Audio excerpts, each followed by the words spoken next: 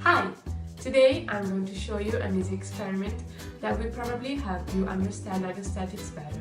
For this experiment we're going to need a plastic bottle full of water on which we have already pierced the two holes with two pins at two different heights.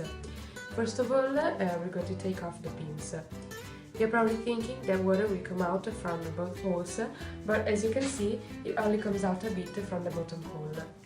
Then we're going to take off the cap, and instead this time, as you can see, water started spreading out from both holes.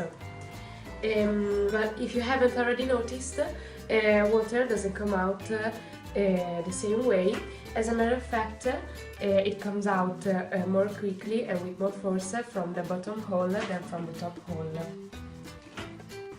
If you're wondering how this is possible, the answer is pretty simple. When the cap is closed and the pins are off, air exerts a pressure on the side of the bottle, but it doesn't exert any pressure on the surface of the water. So this explains why only a bit of water comes out of the bottom hole. This first part of the experiment can be explained with the Pascal principle. According to this principle, any change in the pressure applied to an enclosed fluid is transmitted to all parts of the fluid and the enclosing wall.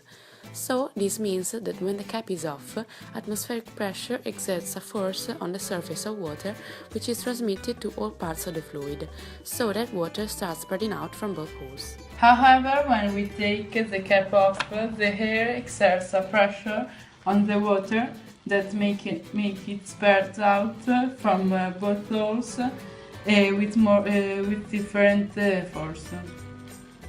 But to explain why it spreads out into different way, we have to refer to Stevin's law.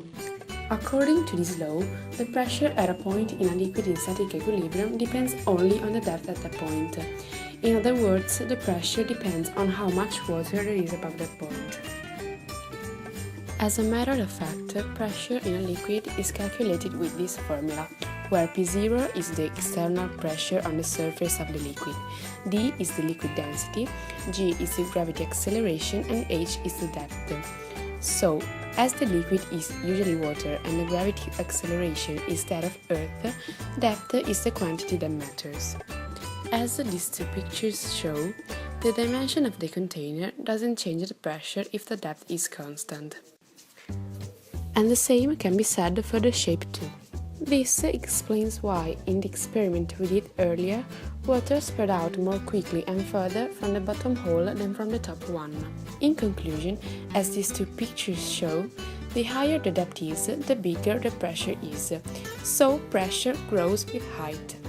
But now, what we are wondering is, how is Stevin's law used and applied in everyday life? Well, one of the many answers to this question is the dam.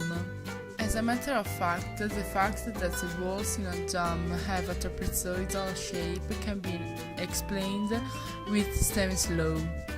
The wall of a dam becomes thicker and thicker going from the top to the bottom, because as the depth increases, the pressure water exerts increases, so we need a thicker wall to compensate this pressure increase.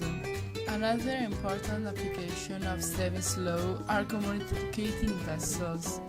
To understand how this works, we had a little conversation with Stevin himself.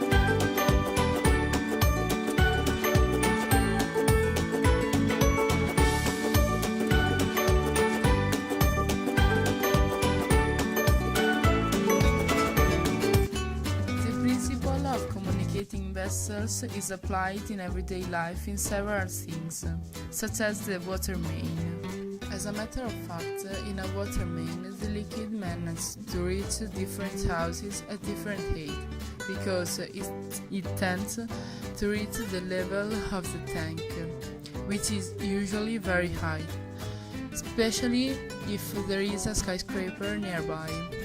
Another application is the water level, which is a tool used to measure the incline of a surface, comparing it to a flat horizontal surface. The water level is usually used when the distance between the 2 points is too big to use a common bubble level. As you can see, this tool uses the principle of communicating vessels to point out the difference in height of the surface. One last application is the artesian well, which is a well that works naturally and doesn't require a pump to bring water to the surface. This well is always drilled on a surface that can receive water from higher level underground. So water reaches the surface because, as Stevens' law explains, it tends to reach its level underground in the aquifer.